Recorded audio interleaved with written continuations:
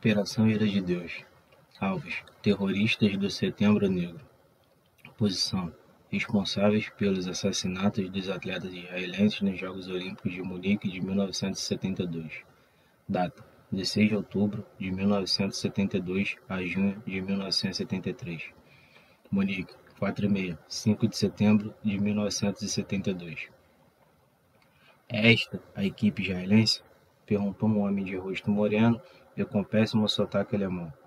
Moshe Weinberg, treinador da equipe de luta livre, ficou em alerta quando observou que outro homem colocava a ponta do pé na abertura da porta. Weinberg perguntou: quem quer saber a essa hora da madrugada? Nesse momento, o israelense sentiu que o perigo estava à espreita. Com um forte golpe, conseguiu fechar a porta, enquanto gritava para os companheiros, que dormiam no mesmo dormitório: pessoal, fora daqui, fora todos. Gadi Zavard, lutador que dividia o quarto com Weinberg, saltou da cama, abriu a janela de vidro que dava para a varanda e preparou-se para saltar. Enquanto isso, Moshe segurava a porta com força, para impedir que o grupo de assalto entrasse no quarto. Por fim, um dos desconhecidos tirou de uma bolsa esportiva um fuzil de assalto AK-47 e abriu fogo. Segundos antes de saltar da varanda, Zavard viu como o corpo do amigo era projetado para trás com uma força incomum e a camisa se tingia de vermelho. Gad nunca soube que Moshe acabara de salvar sua vida, nem que, ao mesmo tempo, havia se tornado a primeira vítima dos 11 atletas israelenses que seriam assassinados na Olimpíada de Munique de 1972. O comando palestino entrou às pressas na sala que dava acesso aos outros quartos da equipe olímpica israelense. No primeiro quarto, encontraram dormindo Joey Romano, o campeão de levantamento de peso, que 2 dias antes abandonara a competição por ter se lesionado o pulso. Romano levantou-se com rapidez e se lançou ao ataque contra o inimigo, que era o primeiro homem, que entrou no quarto. O que não viu foi o segundo terrorista, que chegava armado com um fuzil de assalto. Este disparou sobre Romano, transformando-o na segunda vítima. O barulho e os disparos puseram em alerta os demais atletas, que tentaram fugir pela saída mais próxima. Mas os membros do grupo de assalto já invadiam o terceiro quarto. Nele, Joseph Guttenfreld, árbitro de luta livre, lançou-se sobre a porta para travá-la com o próprio corpo, sacrificando-se pelos companheiros. Converteu-se, desse modo, no primeiro refém. Tuvia Sokovsky, levantador de pesos que dormia no outro lado do corredor, viu momentos antes como um grupo de homens armados tentava derrubar uma porta, tendo um deles disparado contra ela. Sokovsky fechou ações em silêncio e liderou a saída de 11 atletas israelenses da equipe de esgrima e judô, colocando-os a salvo nos fundos do prédio. Alguns que dormiam no mesmo lado de Weinberg tiveram menos sorte, e 9 foram tomados como reféns. Os integrantes do grupo de assalto identificaram-se como membros do grupo palestino Setembro Negro e afirmaram ter se preparado para aquela ação, estando prontos até mesmo, se necessário, para morrer. 5 deles haviam chegado a Munique, vindos de um campo de treinamento nos arredores da cidade de Trípoli. Os outros 3 trabalhavam dentro da Vila Olímpica. As armas tinham sido armazenadas numa bilheteria da estação central de Munique. O edifício situava-se no número 31 da Königstraße, e o Setembro Negro sabia que aquela era a sede da equipe olímpica de Israel. O comando terrorista chamou essa ação de Ikrit e Kafir Birim, nomes das 2 aldeias cristãs maronitas do norte da Palestina, que tinham sido forçadas a se restabelecer após a divisão que dera origem à criação do Estado de Israel.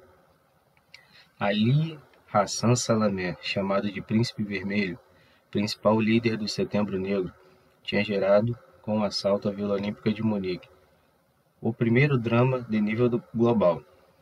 Salamé sabia que os Jogos Olímpicos seriam transmitidos pelas redes de televisão em caráter mundial e que a repercussão da ação, assim como a reivindicação que pretendiam, chegaria a todos os cantos do planeta. Conall Stress, 7 horas, 5 de setembro de 1972. Depois de os atletas israelenses que escaparam da Vila Olímpica terem dado alarme, quase 500 policiais formaram um cordão ao redor do edifício. O primeiro oficial graduado a chegar ao local de Manfred Schreiber, chefe da polícia de Munique. Ele tentou contatar o líder do grupo de assalto, um sujeito chamado Tony, que usava óculos escuros e um boné branco esportivo, estilo tenista. O Mossad o identificou como Mohamed Massalad, arquiteto líbio, que dominava várias línguas. Nesse exato momento, em Bono, o chanceler Willy Brandt começava seu longo caminho pelo que seria um de seus piores pesadelos. Depois de ouvir as notícias sobre o desenrolar dos acontecimentos, Brandt telefonou para o ministro do Interior Hans-Dietrich Genscher e, posteriormente, para o embaixador de Israel, Eliashiv Ben-Horin. Enquanto isso, o chanceler alemão informava constantemente o embaixador Ben-Horin e a primeira-ministra Golda Meir sobre as negociações com o grupo terrorista, além de transmiti-las para Zivizamir, o memoné do Mossad. À 1 da tarde, por meio da Rádio Nacional Kol Israel, Golda Meir informou a nação sobre os fatos ocorridos em Munique para, em seguida, dar os nomes dos 2 atletas assassinados e dos outros 9 reféns em poder do Setembro Negro. Por fim, a primeira-ministra pediu a suspensão dos Jogos devido à crise que estava vivendo. Às 15h45, o Comitê Olímpico Internacional decidiu suspendê-los por 24 horas. Enquanto as negociações prosseguiam, o Varage e a primeira-ministra Golda Meir decidiram enviar Zivizamir a Munique, onde prepararia uma possível operação de resgate com comandos israelenses. Algumas horas antes, a própria Meir recebera um telefonema de Brandt, apresentando-lhe as propostas dos terroristas. Só sairão da Vila Olímpica para um país árabe se estiverem protegidos pelos reféns. Assim que estiverem em segurança, vão libertá-los, disse o chanceler alemão. O meu governo estudará a proposta, retorquiu Meir, desde que o país árabe receptor se comprometa e garanta que os atletas não serão considerados prisioneiros, sendo imediatamente enviados ao nosso país. Depois da conversa, Willy Brandt telefonou para o presidente egípcio, Muammar el-Sadat, que recebera o Prêmio Nobel da Paz havia apenas 2 anos. O chanceler alemão pretendia, por meio da diplomacia secreta, conseguir a libertação dos atletas israelenses. A resposta do Cairo foi imediata. Aziz Said, primeiro-ministro do Egito, comunicou pessoalmente ao chanceler que a questão dos reféns israelenses na Vila Olímpica não era assunto egípcio e que, ao mesmo tempo, o governo do Cairo não entendia como nem por que seu país teria de se envolver com o que estava acontecendo em Munique. Dessa maneira, o Egito Sadat lavara as mãos. Às 22h15, os 8 terroristas de Setembro Negro e os 9 reféns israelenses deixaram a Vila Olímpica e entraram em 2 helicópteros, Bell da Guarda das Fronteiras. Minutos antes, Golda Meir comunicava a Willy Brandt que Israel aceitava as condições de libertação. Os helicópteros eram seguidos de perto por um terceiro. Dentro dele estavam Zivizamir, coronel do exército israelense, e Genscher e Schreiber como acompanhantes. Os 3 helicópteros dirigiram-se a Van Delbruck, a cerca de 80 quilômetros a oeste de Munique. No pequeno aeroporto, 5 atiradores de elite do Exército Federal esperavam sua chegada. O helicóptero do diretor do Mossad aterrissou em 30 minutos e os ocupantes dirigiram-se à torre de controle. Os outros 2 aterrissaram pouco depois. Mohammed saltou do primeiro rei e dirigiu-se ao segundo, enquanto empunhava com nervosismo o Mk-47. Muito próximo, um 727 da Lufthansa aguardava com turbinas ligadas. Manfred Schreiber, responsável pela operação, sabia que esse avião nunca levantaria voo, visto que a companhia aérea alemã não conseguiria uma tripulação para pilotá-lo. Outro dos erros cometidos por Schreiber foi providenciar apenas 5 atiradores de elite, 3 no telhado da torre de controle e 2 perto da pista dos 2 helicópteros, quando o número de terroristas a serem abatidos era 8. Às 22h44, como Mohammed Os outros terroristas se dirigiram para o avião. O silêncio foi quebrado pelo som de um disparo de fuzil. O líder dos atiradores de elite disparou contra ele, mas falhou. A bala entrou pelo ombro esquerdo e saiu pelas costas. Os outros 4 atiradores abriram fogo. 2 dos terroristas que escoltavam a tripulação dos helicópteros caíram mortos. Outro dos árabes foi ferido com o primeiro disparo e abatido com o segundo. Os terroristas responderam ao tiroteio, protegendo-se atrás dos helicópteros, ainda ocupados pelos reféns. Um sargento da polícia morreu ao ser atingido na cabeça. O tiroteio durou cerca de 6 minutos, até que Schreiber deu ordem de cessar fogo. A polícia, com a ajuda do Memoné do Mossad, dirigiu-se aos terroristas em árabe, alemão e inglês, exigindo que se rendessem. Estes voltaram a abrir fogo contra a torre. Às 00h05, um dos terroristas árabes levantou-se e lançou uma granada de mão para dentro de um dos helicópteros. A explosão iluminou a noite.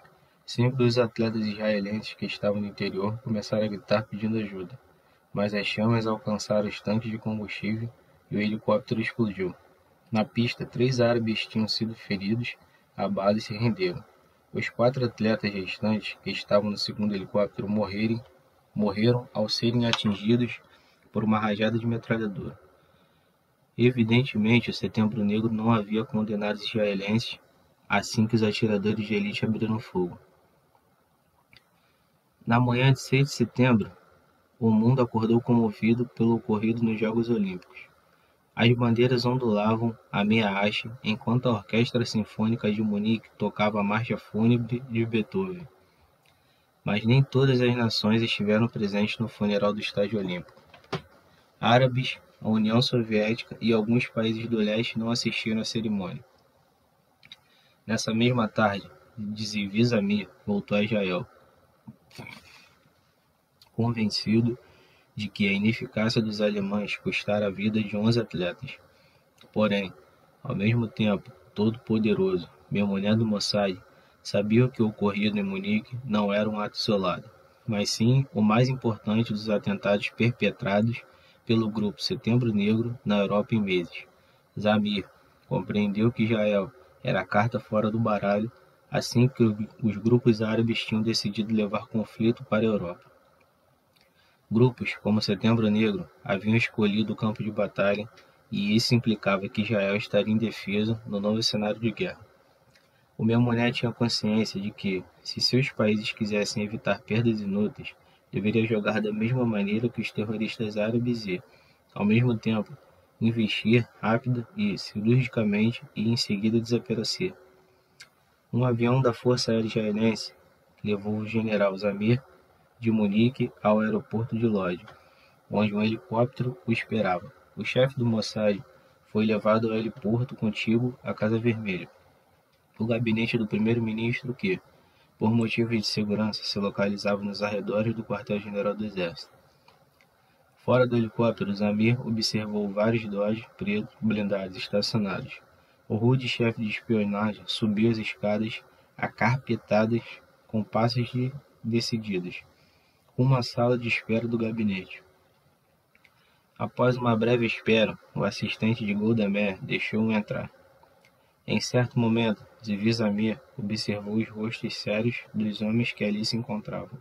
Estou à espera da sua opinião sobre os acontecimentos, general, disse Meir. Senhora primeiro-ministro, a única coisa que posso afirmar com certeza é que Israel continua sozinho em sua luta pela sobrevivência. Nesse caminho, não teremos ajuda de ninguém, e muito menos dos alemães, replicou Zamir. Pouco depois, o chefe do Mossad juntava-se à reunião do Comitê de Segurança e Relações Exteriores, cujas deliberações eram secretas. Golda Meir perguntou a Zamir, a Eliseira, chefe da MAN, e a Yosef Harmelin, chefe do Shin Bet, se seus homens seriam capazes de levar a guerra contra os terroristas árabes ao campo do inimigo. Tanto Zamir como Zeir e Harmelin responderam que estavam preparados para isso e que o massacre de Munique os deixara ainda mais decididos. Tomando o velho ditado hebraico do olho por olho, dente por dente, o comitê votou unanimemente pela ativação de uma equipe do Kidon. a subunidade de assassinos da Metsado, apesar de a própria Golda Meir ter antes resistido a isso. Zamir disse-lhe: Senhora Primeiro-Ministro, não pode garantir a segurança de todos os cidadãos de Israel. Quando a segurança for violada, os cidadãos deste país vão lhe perguntar o que a senhora e seu governo fizeram para punir tais violações. Caro Memoné, a questão é saber quais serão as repercussões diante do mundo dos atos que iremos praticar. Como explicaremos aos nossos aliados o assassinato de um grupo de árabes? Perguntou a já idosa líder israelense. O chefe do Mossad pouco se importava com o que pensavam ou opinavam os aliados depois de ter assistido horas antes ao funeral dos 11 atletas israelenses no Estádio Olímpico. Para Zivi Zamir, não era novidade ordenar a ativação de uma equipe do Kidon. Apenas alguns dias antes do início dos 20º Jogos Olímpicos, explodiram uma bomba instalada sob o veículo de Ghassan Kanafani. Kanafani, poeta e romancista, tinha sido porta-voz e um dos que idealizaram a Frente Popular para a Libertação da Palestina, FPLP, uma facção especializada em sequestro de aviões e, para o Mossad, responsável pelo ataque ao aeroporto de Lod, em Tel Aviv, executado por 3 terroristas japoneses do Exército Vermelho. Naquele 8 de julho de 1972, Kanafani entrou, desafortunadamente, em seu Mercedes marrom com a neta Lâmia. O Kidon não previra que nesse dia o líder palestino teria a companhia de uma adolescente, porém, ainda assim, apertou o botão que transmitia o impulso elétrico e acionava a bomba. O veículo voou pelos ares, e a explosão foi ouvida em Beirute. O corpo de Kanafani ficou espalhado pela rua, enquanto um homem com um kef vermelho se afastava da área. Zamir, depois do êxito da Operação Kanafani, recomendou ao Comitê Especial, após o desastre de Munique, a ativação de equipes de assassinato. Depois de ouvir as propostas do comitê, Zamir esperou na antessala. Pouco depois, um porta-voz dirigiu-se ao diretor do Mossad. O comitê ouviu com atenção seu relatório e decidiu conceder à primeira-ministra total autoridade para dar os passos necessários na ativação do Kidon. Os membros do comitê foram saindo da sala sem olhar para Zamir. Talvez preferissem não olhar diretamente para o homem a quem acabavam de dar ordens para recrutar assassinos em nome de Israel. Golda Meir, ainda sentada na sala escura, chamou Zivi Zamir e Aaron Yariv, o ex-chefe da AMAN. Meir ofereceu a Yariv o cargo de conselheiro especial para atividades antiterroristas. Vou precisar do seu conselho para levar a bom termo a decisão que acabo de tomar, disse Meir. Depois de lhes falar sobre o Holocausto e a vida dos judeus na Europa, ajeitou o cabelo grisalho e despediu-se dos 2 homens. Depois de 24 horas de suspensão, o Comitê Olímpico decidiu recomeçar os Jogos. Contudo, a equipe de Israel tinha se retirado da competição. Todos os atletas desceram do 707 da Al, acompanhando os 10 caixões de pinho que, cobertos pela bandeira branca e azul, eram transportados por soldados das Forças de Defesa israelenses. O corpo da 11ª vítima, David Berg, cidadão norte-americano, fora levado por um C-141 da Força Aérea dos Estados Unidos para ser enterrado em Cleveland. Dias depois, a pedido de um homem forte da Líbia, para ser enterrado, Muammar al-Gaddafi, os restos dos corpos de 5 terroristas de Setembro Negro mortos em Munique foram despachados da Alemanha. Em Trípoli, os cadáveres foram recebidos como heróis e sepultados com honras militares. O funeral foi realizado na mesquita da Praça dos Mártires, onde se recitou o Yassin, a oração dos mortos no Alcorão. Desde o massacre de Munique, os jovens palestinos nos territórios ocupados gritavam: todos nós agora somos do Setembro Negro. Zivi Zamir estava em seu gabinete no quartel-general do Mossad, em Tel Aviv, localizado no edifício de escritório Hadar Daphne, na Avenida King Saul, lendo um longo relatório sobre o Setembro Negro redigido pela Unidade 504, encarregada de coletar informações sobre essa operação para os serviços secretos. Na capa da pasta marrom, repleta de selos, lia-se em grandes letras negras e escritas à mão: Setembro Negro, ou Ailu al-Assad, em árabe, arquivo 299811032. Ao abri-la, notou-se diversas páginas em cores e com fotografias. Seu misterioso título simbolizava um dos meses mais significativos da história do Oriente Médio. História. No verão de 1970, as guerrilhas palestinas tinham começado ataques a partir da Jordânia sobre o território israelense, com a esperança de exportar a revolução à faixa de Gaza e à Cisjordânia, mas para isso contavam com a oposição do monarca hashemita.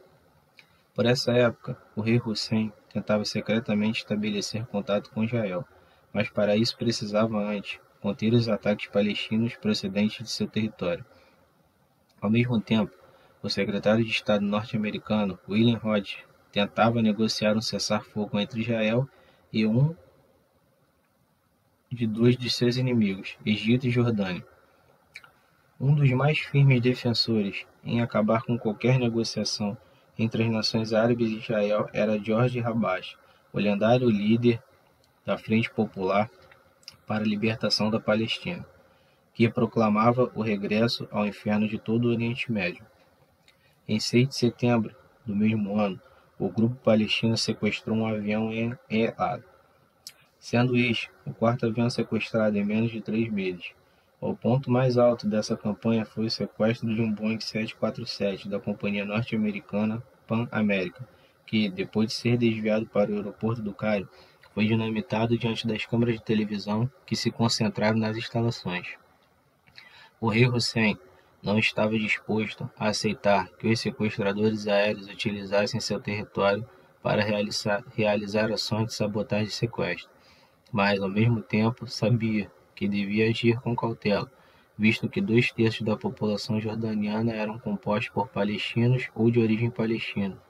Por fim, no dia de setembro, o monarca lançou suas tropas beduínas de elite contra os campos de refugiados palestinos, provocando o chamado Setembro Negro. A artilharia arrasou grande parte das frágeis instalações, matando centenas de famílias. Os sobreviventes, que se viram obrigados a fugir para o Líbano, formaram seu espírito combativo ao longo de um dos períodos mais obscuros na trágica história do povo palestino. Aquele Setembro Negro foi o mês em que as forças árabes destruíram a nação palestina, e os jovens guerrilheiros que testemunhavam o massacre adotaram o nome daquele mês como símbolo de sua luta e a vingança como razão de sua existência. Alvos. Os seus inimigos seriam os europeus, que nunca protestaram pela atrocidade cometida contra o povo palestino na Jordânia. Os norte-americanos, devido à política imperialista no Oriente Médio, e por armarem os israelenses. Os realistas jordanianos, por terem cometido alta traição contra o povo palestino, e os israelenses pela sua política expansionista. OLP. O Setembro Negro cultivou uma aura de mistério. Até mesmo o líder da OLP, Yasser Arafat, assegurou: "Nós não sabemos nada sobre esta organização e não estamos envolvidos em suas operações. Mas podemos compreender a mentalidade desses jovens, que estão dispostos a morrer e entregar a vida pela causa palestina." Alguns líderes palestinos também negam a existência do Setembro Negro e afirmam que ele é uma invenção da propaganda israelense para justificar o assassinato de árabes inocentes. Concluía o capítulo do relatório que minha mulher tinha em mãos. Depois de um gole de café, Zamir continuou a ler. Apesar de a OLP garantir que a organização não existe, as investigações no exterior não estão sendo bem-vindas.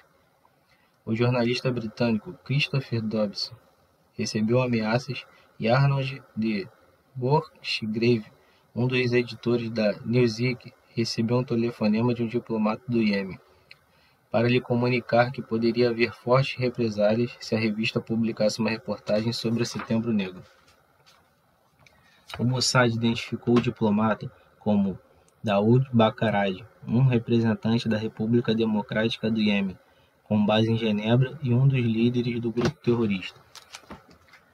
Continuava assim o relatório.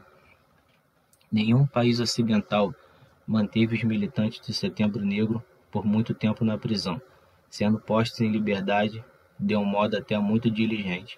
Mas não só os países ocidentais, também os árabes. Por exemplo, os assassinos do primeiro-ministro jordaniano, Wassif Tel, foram rapidamente postos em liberdade pelas autoridades egípcias e nunca foram levados a julgamento. O chefe do Mossad folheou várias páginas e fotografias em preto e branco de rostos, aviões queimados ou corpos deitados e rodetados por uma poça de sangue seco no chão de uma rua sem nome de alguma cidade desconhecida.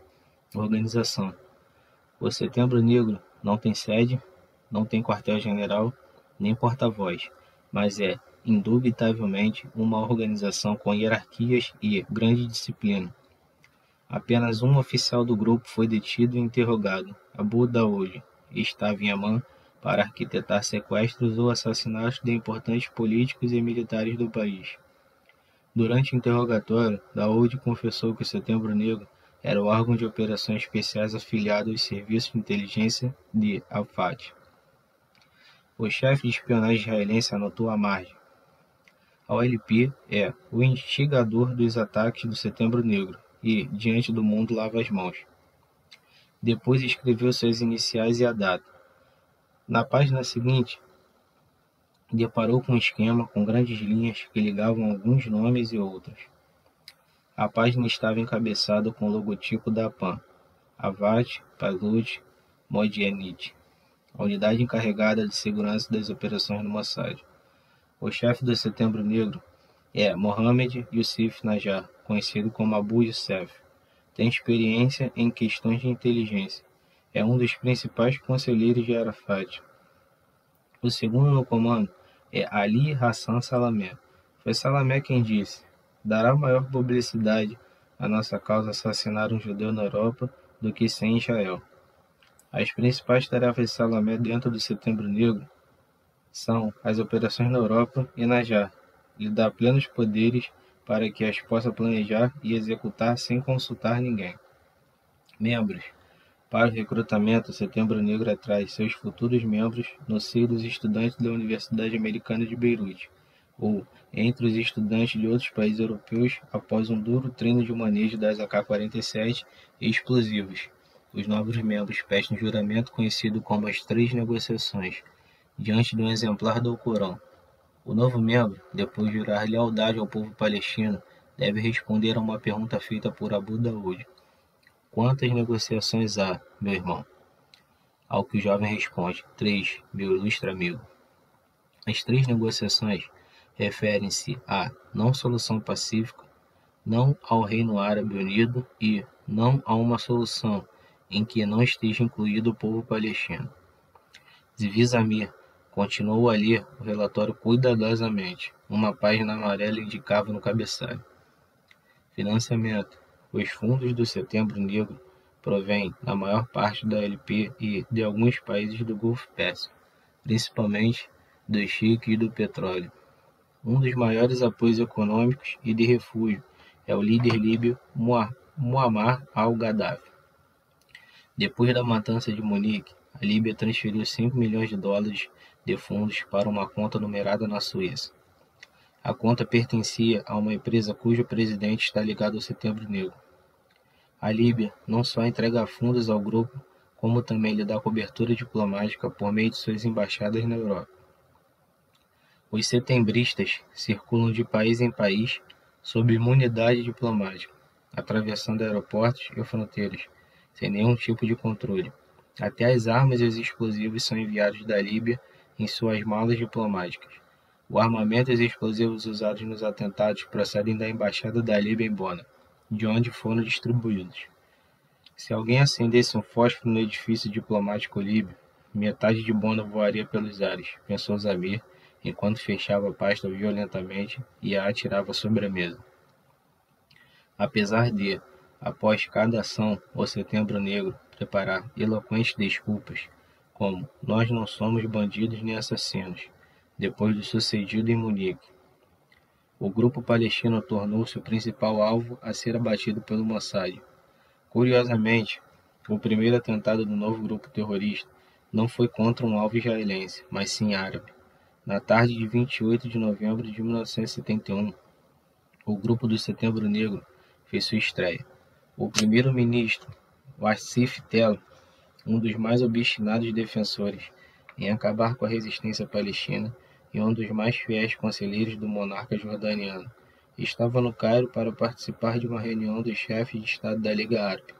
À entrada do Hotel Sheraton, no qual era realizado um almoço de trabalho, Tell foi assassinado com 5 tiros pelas costas. Somente 3 semanas depois, o grupo palestino lançou um novo golpe. Desta vez, o alvo era o embaixador jordaniano na Grã-Bretanha. Certa manhã, quando o diplomata se dirigia à delegacia jordaniana em seu veículo, um homem postado numa ilha de pedestres disparou contra ele, assassinando o motorista e deixando o embaixador gravemente ferido. As autoridades britânicas puseram-se no encalço do terrorista, que pouco tempo depois detido na França.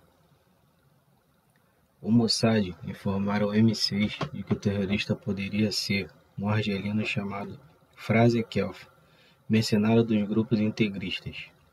O grupo de Londres pediu sua extradição à França, mas Kelf já tinha sido extraditado para a Argélia, onde responderia por 2 atentados cometidos num quartel da polícia de Argel. Kelf foi julgado pelos 2 delitos, condenado à morte e executado. No dia 8 de maio de 1972, 4 terroristas sequestraram um avião da companhia aérea belga Sabena, num voo de Viena para Tel Aviv, com 90 passageiros e 10 tripulantes. Depois de aterrissar no aeroporto de Lod, 2 homens e 2 mulheres tomaram como reféns os passageiros israelenses e exigiram a libertação de centenas de prisioneiros árabes que se encontravam nas prisões de Israel.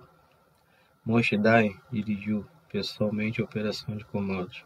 O lendário general encarregou um jovem oficial chamado Edu Barak de liderar o grupo de assalto. Mais tarde, Barak seria nomeado chefe de Estado-Maior. Ministro sem pasta no último governo de Yitzhak Rabin, antes deste ser assassinado. Ministro no último governo de Yitzhak Rabin.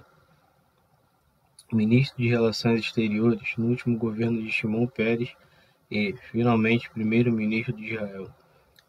Disfarçados de mecânicos, os comandos israelenses tomaram avião, executando a tiros os 2 homens e capturando as mulheres, que foram condenados à prisão perpétua. O fracasso de Sabena implicou um duro golpe para o Setembro Negro, e devido a isso, o grupo viu-se obrigado a realizar novamente um atentado para recuperar sua imagem no mundo árabe. Nesse mesmo mês, a FPLP, cujos membros são conhecidos como FLOPs pelo Mossad, decidiu organizar uma conferência internacional de grupos terroristas no campo de refugiados de Badawi, perto da cidade libanesa de Trípoli.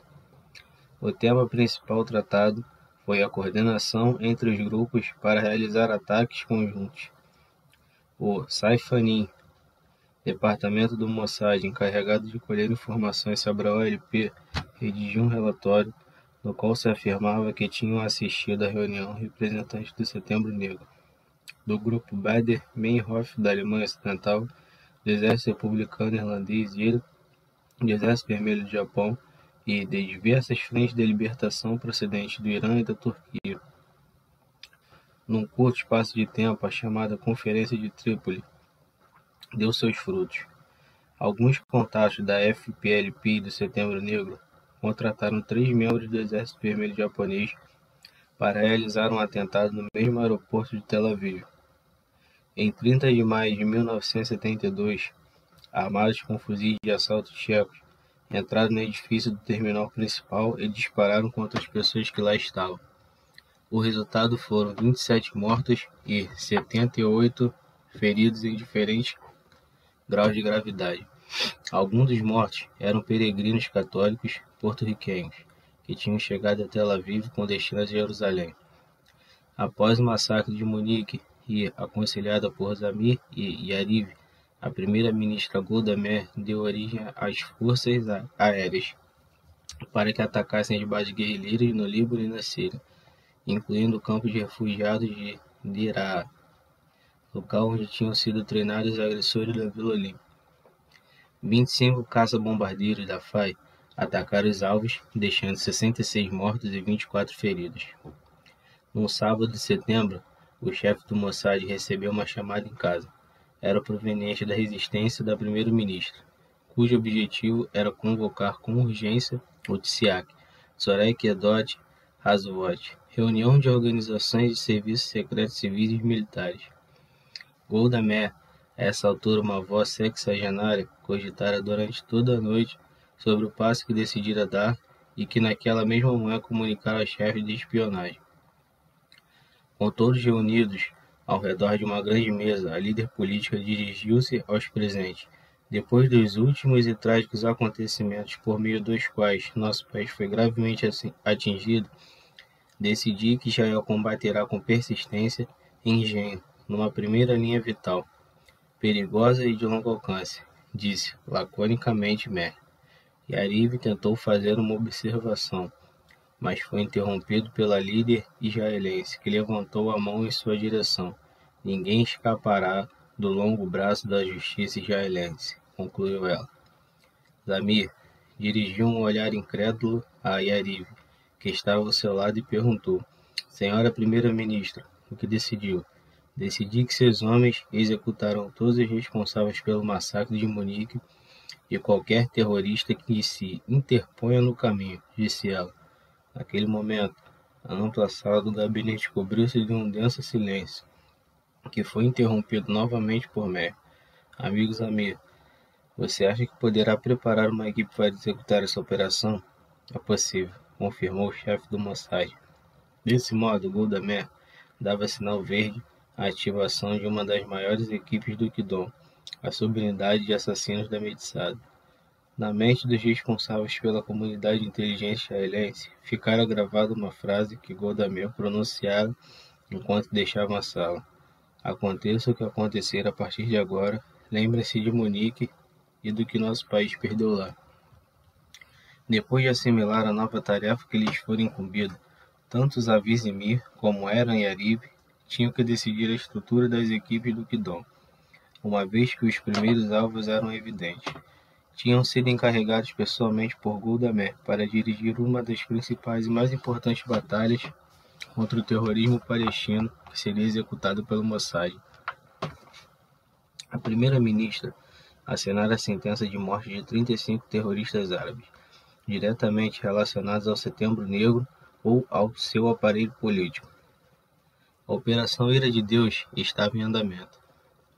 O Memoné convocou o responsável pelo Melucha ou Tsomer, que em hebraico significa reino, o departamento de recrutamento, que forma os Katsa. Depois de informá-lo sobre a decisão da primeira-ministra, Zamir disse-lhe: preciso de aproximadamente 15 combatentes para uma missão especial. A maior parte deles deve ser especialista em execuções, comunicações e transporte. Você tem até amanhã pela manhã para me apresentar as fichas dos candidatos. Para liderar a Operação Ira de Deus, o Tsomé elegeu Mike Harari, um Katsa veterano de 46 anos que já há algum tempo dirigiu o esquadrão da Medsad. Harari iniciou sua carreira em Roma, durante a ocupação nazista na Segunda Guerra Mundial, ajudando judeus e italianos a escapar para a Palestina. Em 1950, fora recrutado pelo Shin Bet e, em 1960, transferido para o Mossad. 10 anos depois, assumiram o controle da temível Medsad. As equipes do Mossad seriam formadas por 5 grupos: Aleph, a primeira letra do alfabeto hebraico; Bet, a segunda; Red, a oitava; Ain, a 16ª; e Kop, a 19ª. Aleph seria formado por 2 Kidon especializados em execuções e combate corpo a corpo, provenientes do Mossad ou dos comandos especiais do Exército. Bet seria formada por 2 Kidons especializados em segurança e estariam encarregados da proteção de Aleph. Red seria formada por um homem e uma mulher, ambos Kidon da Medsad, que operariam de forma independente em relação aos 2 grupos anteriores. Ain seria formada por uma equipe de 6 a 8 Kidon, e sua missão seria realizar funções vitais para Aleph e Bet. Estas seriam que perseguir o alvo, reunir informações sobre eles e possível recomendações de formas e locais de ataque. A quinta equipe seria formada por 2 agentes especializados em comunicações. Ao todo, entre 14 e 16 Kidon da Metzada fariam parte da maior operação de represália conduzida pelo Serviço de Espionagem de Israel contra terroristas palestinos. Rafi Eitan, Aaron Yariv, Levi Zamir e Mike Harari decidiram qual seria o primeiro alvo a ser abatido na lista de 35 indivíduos relacionados ao Setembro Negro que deveriam ser executados. Wael Zawater era um palestino residente em Roma há 16 anos, onde exercia trabalho administrativo na Embaixada da Líbia. Um de seus trabalhos era também traduzir textos para o italiano, por exemplo, a magnífica tradução de As Mil e Uma Noites. O Mossad sabia que Zayater tivera ligações muito próximas com o Setembro Negro, assim como com o 8 de agosto de 1972, para fazer explodir um avião Boeing 727 da El Al em pleno voo, por meio de um mecanismo explosivo colocado num gravador. Enquanto os palestinos garantiam que Zayater era apenas intelectual, com muito boas amizades na cúpula de poder italiana, os israelenses garantiam que estava envolvido nos ataques do Setembro Negro em Roma. Em 16 de outubro de 1972, um Kidon da equipe AIM informou os assassinos da equipe Aleph que o alvo decidido sair naquela mesma noite para jantar com uma amiga. Assim que informou Harari, o Kidon preparou-se para pôr o primeiro plano em ação. Naquela tarde, o palestino saiu depressa de seu apartamento em direção à casa da amiga Janet Brown, uma australiana de 50 anos que vivia algumas décadas na cidade italiana. Depois de jantar, os membros da equipe Bet seguiram Wael Zayater até sua casa na Piazza Annibaliano, ao norte da cidade. Zayater levava nas mãos vários pacotes com comida e uma garrafa de vinho. Por volta de 22h30, o palestino se dirigiu à porta de entrada. Enquanto procurava uma moeda de 10 libras para introduzir no contador do elevador, 2 Kidons saíram das sombras. Um deles disse: "Lembre-se de Munique." Ao se virar, o segundo disparou 6 vezes. O primeiro Kidon fez o mesmo, mas o último disparo acertou-lhe a boca. Segundos depois, ambos tinham desaparecido em um Fiat 125 verde, alugado em nome de um turista canadense chamado Anthony Hilton. Quase 2 meses depois, a estação do Mossad na França informou Mike Harari que o segundo alvo fora localizado em Paris. Era o Dr. Mahmoud Hamshari. De meia idade, o Mossad sabia que Hamshari era realmente um homem importante do ALP e representante oficial do Setembro Negro na França. Os Kidon da equipe AIM informaram os assassinos da Aleph que Hamshari não andava com guarda-costas e que vivia num elegante apartamento no número 175 da Rue d'Alès com sua esposa francesa, Marie-Claude, e a filha Mina. Aparentemente, Mahmoud Hamshari não reforçaram essa segurança depois da execução de Zayater. Um dos Kidon da equipe de assassinos decidiu utilizar um novo método para executar Hamshari, pois seria mais difícil aproximar-se dele em plena rua. No início de dezembro, um agente israelense fez-se passar por um jornalista italiano interessado na questão palestina. O Katza combinou um encontro com o Hamshari em um pequeno café no centro de Paris. Ali ambos discutiram a situação no Oriente Médio, e o jornalista mostrou sua clara desaprovação com a política israelense. Entretanto, do lado de fora eram vigiados por 2 Kidon da equipe AIM. Durante a segunda reunião entre o falso jornalista e o palestino, 2 Kidon conseguiram entrar em sua casa. Um deles abriu seu telefone e colocou no interior um dispositivo explosivo, preparado em Israel pelos técnicos do Mossad. Em 8 de dezembro, uma sexta-feira, de manhã bem cedo, o telefone tocou. Mahmoud Hamshari dirigiu-se da cozinha ao escritório para atender. Ao levantar o telefone do gancho, Uma voz do outro lado da linha perguntou: "É o senhor Mahmoud Hamshari?" "Sim", respondeu o palestino. Nesse momento, Hamshari ouviu um pequeno estalo na linha e em seguida uma forte explosão que lhe arrancou parte do rosto. Mahmoud Hamshari morreria dias depois no hospital. Para o LP e os líderes do Setembro Negro, era evidente que se desencadeara uma guerra cujos adversários eram os dirigentes palestinos e os Kidon da Metzada. Em janeiro de 1973, equipes do Kidon foram enviadas por Harare, a ilha mediterrânea do Chipre. O alvo era Hussein Abdel-Shir, também conhecido como Hussein Bashir ou Abdel-Hir. O relatório que o Mossad tinha afirmava que o palestino tinha cerca de 36 anos de idade e que havia se tornado um importante intermediário dos serviços de segurança palestinos com o KGB soviético.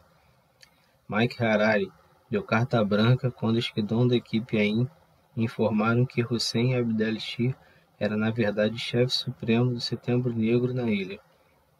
As unidades do Mossad responsáveis por seguir alvos sabiam que Abdel-Shir ficaria um pouco tempo em Nicósia, visto que, desde os assassinatos de Zayat e Hamshari, muitos palestinos tinham decidido tomar precauções. Os Kidon seguiram o palestino até um pequeno restaurante, onde ele se encontrou com outro homem que o Mossad identificou como agente da KGB destacado para a embaixada soviética no Chipre.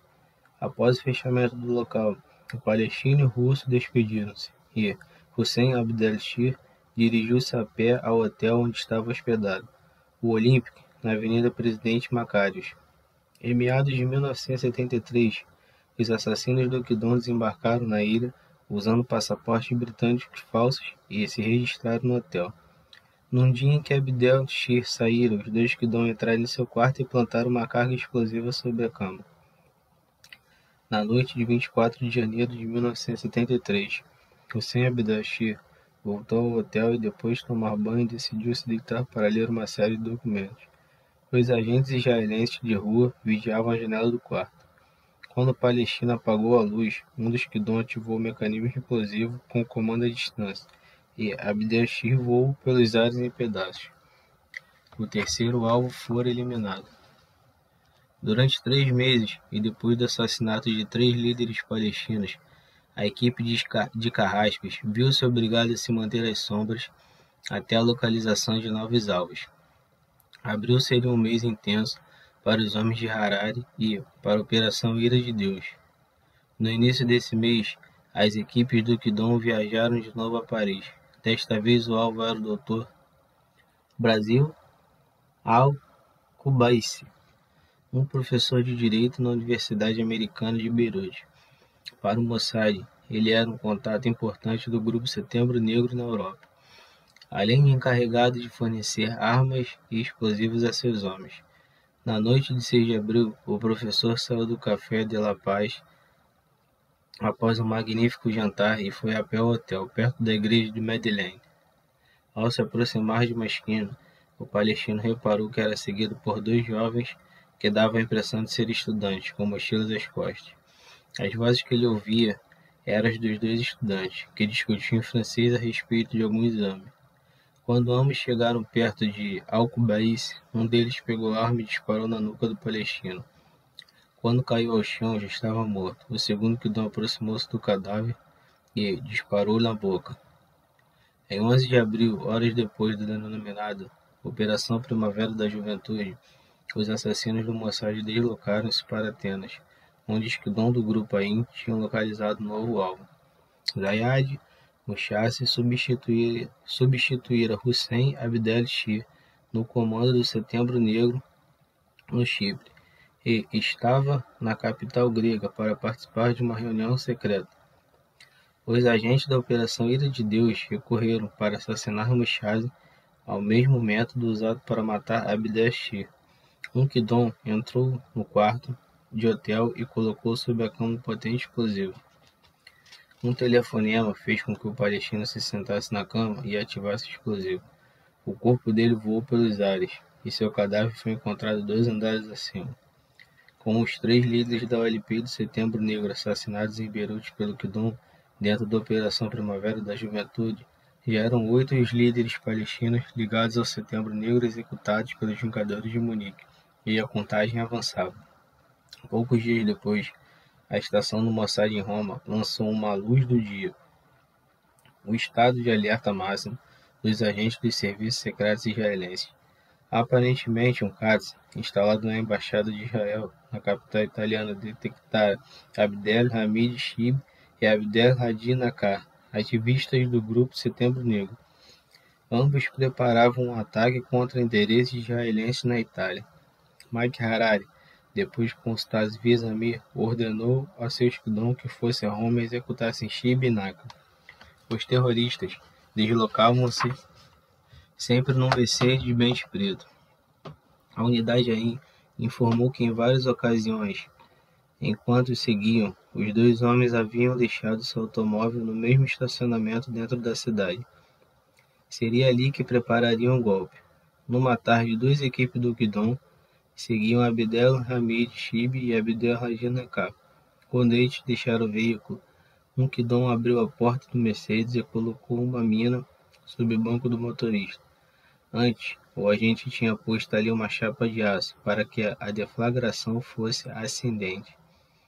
7 horas depois, apareceram Shib e Nakar. O último ocupou o lugar do passageiro, enquanto Shib abria a porta do motorista. Ao se sentar, ambos ouviram uma espécie de clique. Havia acabado de ativar a mina. A explosão deixou Abdel Hamid Shib gravemente ferido e Abdel Hadi Nakar em estado crítico. O teto do Mercedes foi separado da carroceria pela onda de choque e caiu a 300 metros de distância.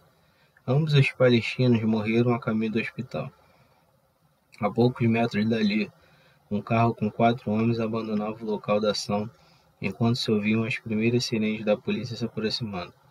Ainda restavam 3 alvos importantes: Jamal al-Ghashi, Mohamed Safad e Adnan al-Ghashi, todos eles sobreviventes do Comando de Setembro Negro, que adentrara a Vila Olímpica de Munique.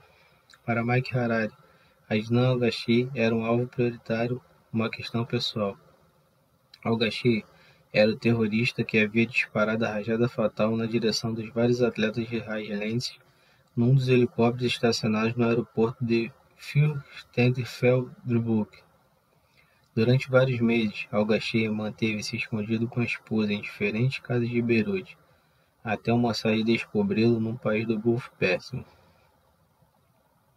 O palestino sobrevivente da Operação de Munique tentava encontrar trabalho como pedreiro. Os Guidon da Metzada vigiaram-no durante 2 semanas, até a equipe aí informar Harari de que o tinham descoberto com um primo seu. Quando Guidon entrou na sala da casa, o palestino estava sentado no sofá. O agente israelense olhou e, depois de pronunciar a famosa frase "Lembre-se de Munique", disparou sua bereta.